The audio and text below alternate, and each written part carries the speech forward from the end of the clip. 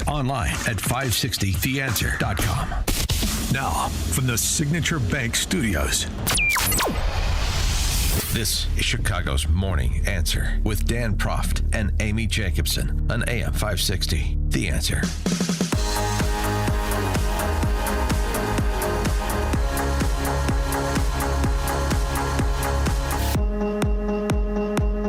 Good Monday morning. Amy Jacobson here. John Anthony sitting in for Dan Proft. Good morning. We'll be back next week. And how did your show go on Saturday? It went really Black well. and Right Radio. Who did you have on? Nobody. I did all 3 hours of talking. No you guests. Just yammered. Yes. I was off Black and Right for a couple of weeks. So I had, last week was my first week back, and then this week, this guy called in talking about the tax rates, was completely clueless about them, and I had to, re-educate people about what's happening, especially as it relates to the big, beautiful bill. We went over the Iran and a couple other things. Yeah. So it was a good show. Good. Well, speaking of Iran, on Friday, President Trump walked into the White House briefing room unannounced because he stuck around Washington, D.C., waiting for this big, beautiful bill to be passed. And he did go golfing in Virginia on Saturday with two Republican senators, one being Rand Paul, by the way.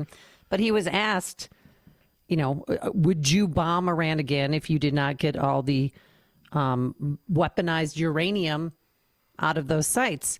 Now, stick with it first, because before he answers that question, he has a little fun with the media. This is classic Trump. I love it. By the way, so many questions. Should we keep this going, Pam? This is the opposite of Biden. Biden would take a half a question and he'd leave without answering it. Go ahead. On Iran. You tell me when it gets boring. Okay? If Iran... Are you from Iran? No, I'm not from Iran. I'm from the UK. But if the intelligence reports conclude that Iran can enrich uranium to a level that concerns you, would you consider bombing the country again? Without question, absolutely. And have you had any conversations? Turned out to be unbelievable. But, our incredible flyers and I call them the shots. These guys are unbelievable. Think from 52,000 feet, they hit the equivalent of a refrigerator door. They actually hit it right in the center, so it's much smaller than that. And just bomb after bomb going deeper, blowing up. Incredible thing. I don't know if you heard the general. He was very impressive. Raisin Cane. He's the one that beat ISIS for me. And he did it in a matter of weeks. With more on all of this, let's welcome back to the program Stephen Bucci. Served America for 3 decades as an Army Special Forces officer and top Pentagon official, a visiting fellow in the Heritage Foundation's Allison Center for Foreign Policy Studies. Good morning, Stephen. How are you? Good morning to you. I'm doing well and glad to be back on the show. Thank you. Actually, I don't think I've ever called you Stephen. I always call you Mr. Bucci. Good morning, Mr. Bucci. How are you? Stephen is fine. That's okay. We've been doing this for a while. We're friends. Yes. So I feel like we're playing a cat and mouse hunt for Iran's weaponized uranium. Did we successfully destroy the nuclear capabilities in those 3 bomb strikes in Iran? Well, not being or having access to the bomb damage assessment process, which is still ongoing, I can't tell you definitively. I have to tell you, listening to the chairman's briefing when he was on with the president last week, I'm pretty confident they got, did they get every last, little tiny vial of processed uranium? I don't know. But I got to tell you that if those facilities are still useful in a couple of weeks, like the guys from the International Nuclear Monitoring Group somehow made that statement the other day, I don't know what that's based on. They haven't been in to see anything. They do not have any expertise in bomb damage assessment whatsoever. They're nuclear inspectors. They're supposed to walk into facilities, look around with clipboards and white suits, and take notes. The fact that they would opine as to what level of destruction that bombing mission produced is baffling to me and frankly kind of ludicrous. Well, here's J.D. Vance. I would just want you to hear this and get your reaction. VP J.D. Vance on with Brett Baer. You said totally obliterated. The president has said totally obliterated the Iran nuclear program. Yeah. Do you know for sure where all the highly enriched uranium is? Well, Brett, I think that's actually not the question before us. The question before us is, can Iran enrich the uranium to a weapons grade level, and can they convert that fuel to a nuclear weapon? And we know, based on the success of our mission, of course, the leadership of the president, but the incredible skill of our military, that the two mission objectives are completely successful. We know that they cannot build a nuclear weapon. Now, you asked about the highly enriched uranium. Yeah, like 900 pounds of it. But what we know, Brett, is that uranium is something that exists in very large supply. Our goal was to bury the uranium, and I do think the uranium is buried, but our goal was to eliminate the enrichment and eliminate their ability to convert that enriched fuel into a nuclear weapon. I think that's an important point, Brett, because so many of the folks who have focused on the highly enriched uranium, sure, 60%. The main focus, Brett, has been to destroy their enrichment capacity, because we don't want that 60% uranium to become 90% uranium. That's the real concern, and that's what was so successful about our mission. So after all this, if the Iranian government survives as is, what's to stop it from rebuilding over time if they in fact moved the 60% highly enriched uranium? You know, that's the concern. No, the big concern, Brett, and this is again what we destroyed, is their ability to enrich uranium. If they have 60% enriched uranium, but they don't have the ability to enrich it to 90%, and further, they don't have the ability to convert that to a nuclear weapon, that is mission success. That is the obliteration of their nuclear program, which is why the president, I think, rightly is using that term. But here's the question. If Iran is desperate to build a nuclear weapon in the future, then they're going to have to deal with a very, very powerful American military again. Our hope is that the lesson that the Iranians have learned here is, look, we can fly a bunker buster bomb from Missouri to Iran completely undetected without landing once on the ground, and we can destroy whatever nuclear capacity you build up. I think that lesson is what's going to teach them not to rebuild their nuclear capacity. So, Stephen Bucci, your response to that? Well, I think he's factually accurate with his description of things. I think, though, that we need to also focus on the fact that taking uranium and getting it, to continue refining it, and then to build actual devices. It's not like taking gunpowder and pouring it into a sack and putting some sort of detonator in it. It is like massively difficult engineering task that with really, really tight margins, that if you're off by the slightest little bit, the bomb doesn't go off.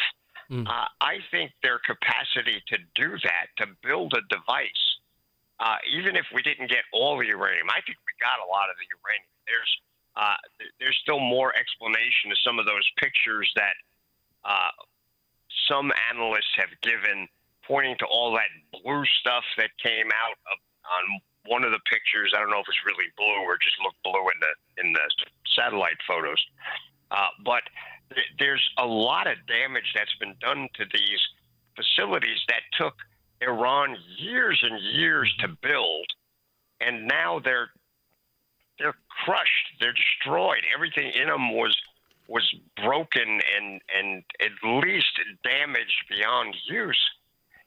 And to think that in a couple of weeks it'll all be rebuilt again, that's like saying, yeah, well, Iran's military could conquer the world. They're both hyperbole. We know Iran's military is not all that much anymore, and probably never was. We were treating them like we used to treat the Soviet Union's military. And whether you can do it in a couple of weeks, I think is ludicrous. That there's absolutely no evidence of that.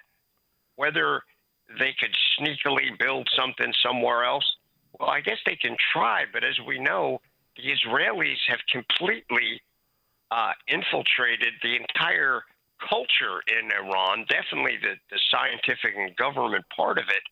I think we're going to keep watching them. Nobody's going to just put their feet up and smoke cigars now. Great. We're going to watch these guys, and if they start to get it again, or move even in that direction, the Israelis have already said, yeah, we'll sign the ceasefire. But as soon as we see them doing something where they're starting to move back in that direction, we're going to take that out. Yeah. Yeah. Well, And the hopefully ceasefire. the United States would support them in that. Yeah, the ceasefire seems to be holding between Israel and Iran, but there are concerns. I don't know if you heard this, but Iran's supreme leader declared victory over Israel and claimed that Iran had, quote, dealt the U.S. a slap in the face. Come on. For him to even say that, this is Baghdad Bob level of internal propaganda again. The only thing we're missing is, to have a B-2 fly behind the supreme leader while he's making that announcement. That's complete crap, to put it in a very technical term. He knows that's nonsense. Frankly, the Iranian people know it's nonsense and are sitting there going, oh, yes, sir. Oh, yeah, well, death to America. We got you. Yeah. And the whole time there's plans being made to put that guy's head on a stake somewhere. The regime change part's not America's responsibility. Correct. But I got to tell you, the Iranian people, of the folks that I've talked to, the expat community, some of the other things I've seen of pictures from inside, I don't think the mullahs are long for this part of existence. Not because America or Israel's coming after them, but because their own people that they have been oppressing are coming after them. And that he can do that domestic consumption lie stuff, but that doesn't change the reality. And we all know what the reality is. Yeah. Hey, Steve, why is the media running cover for Iran's nuclear program? We've heard CNN downplay the bombing results and saying Iran nuclear sites will be operational again. Are these networks echoing Tehran's PR, or are they just trying to undercut Trump and they can care less about anything else? I think the latter. They really are so over the top, just desperate to make Trump look bad, to prove that their positions were right. And, it's the old, orange man bad thing again. But now they have something to talk about with the Iranian attacks. They tried to get him in the War Powers Act. We should impeach him for that. Yeah, but do you remember Barack Obama's record there, guys? Yeah. They're just. I know it's trite to say Trump derangement syndrome, but they kind of have it. They are just desperate to spray mud all over anything the man does. And I'm sorry, but they've got no evidence for the positions they're holding. Yeah.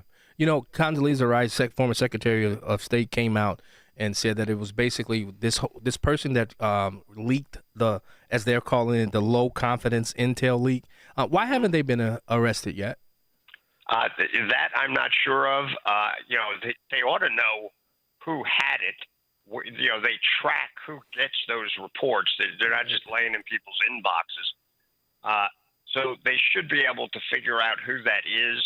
But my guess is they're just trying to get everybody that might have been involved in it, and then they'll take action. I mean, this administration has shown no shyness about saying, you leaked something, you're fired. And what they may be doing is they may have turned it over to the FBI for an espionage prosecution, which, is obviously a little more involved. This is not like that, they put the signal thing on and everybody found out about it. Yeah. This is an intel professional who was involved in the report, at least the handling of it, if not the production, and they deliberately handed it to a news source for political reasons. That's espionage. Yeah. And that person should go to jail.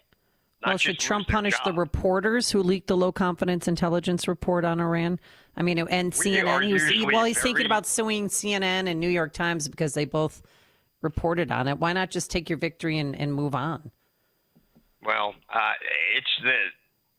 someone broke the law, broke things that they signed, agreements about non-disclosures. This is not a reporter talking to somebody who heard something. This is a intelligence professional who deliberately broke the law, and that person needs to be prosecuted. The reporters, look, that's a different thing. I'm not going to get into that. They always say, well, but, we've got to protect our sources, and we have a right to do this. It's to protect America. These are the same folks that defended, Snowden. I'm sorry, that's against the law. You're not allowed to do that if you have signed those non-disclosure statements. And so that end of it, for me, having been in the intelligence community, it really irks me that suddenly lowest level, practitioners think they get to decide what the president should do and not. If that's your attitude, you need to resign and leave that kind of service and go do something else. Go become a blogger. Hey, start a podcast. There you go. Everyone's doing it. Steve, when it comes to President Trump, there's always a bigger message when he does things.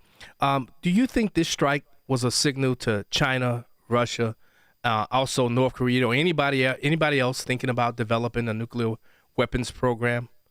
I think it's even more broad than that. That certainly, but also just on our capability to hit anything that is, aimed at impinging on the national interest of the United States and our close friends and allies. The extra B-2s that went to Guam were clearly not just misdirection, though they were that. They were clearly a message to China that, hey, sit this one out, guys. We've got other capabilities here that can get into your area of operation as well. Yeah. So, there's a lot of signaling with this, not just to stop people from developing nukes, but to say, hey, look, we're still a superpower. It's just we now have someone who's willing to use the superpower capabilities in a way that's beneficial to America's interest. That's the America First part. Amen. It's not some jingoistic slogan. It's that we're going to protect our interests and those of countries close to us. And if you don't understand that, you may have to pay a price in the future. As a former Army Special Forces officer, I wanted to ask you about what happened in Coeur d'Alene, Idaho yesterday afternoon. Call came in of a brush fire that started a wildfire. Firefighters respond a half hour later. They get on the scene, and a sniper picks off a few and tries to shoot more. And the gun battle sounded like it went on for hours. Do you think this gunman was working alone? It does not appear there's evidence of like multiple shooters. But he may have had some help with starting a fire so he could get in position.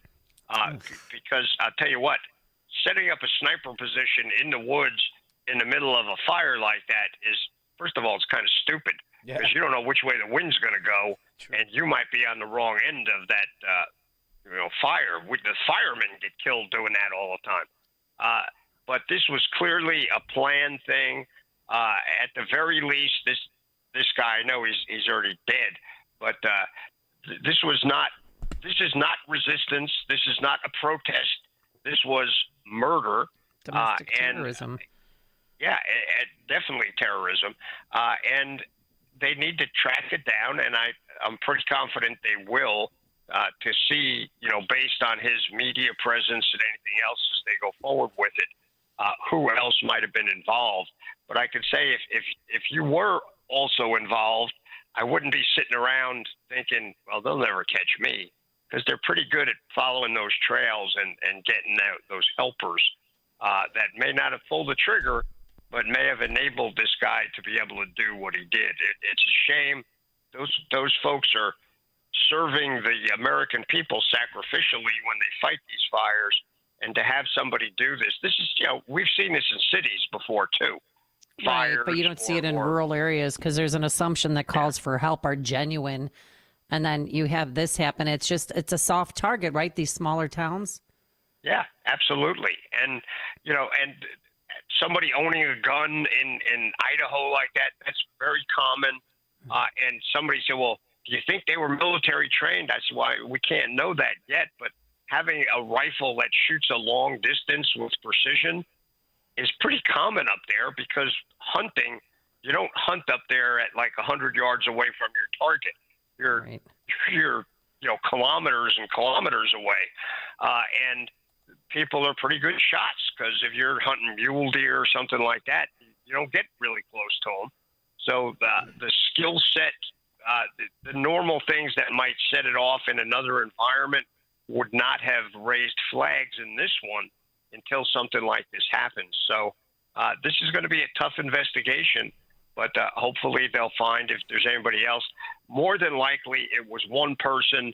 There's probably mental health involved in it, in addition to some sort of political or religious trigger.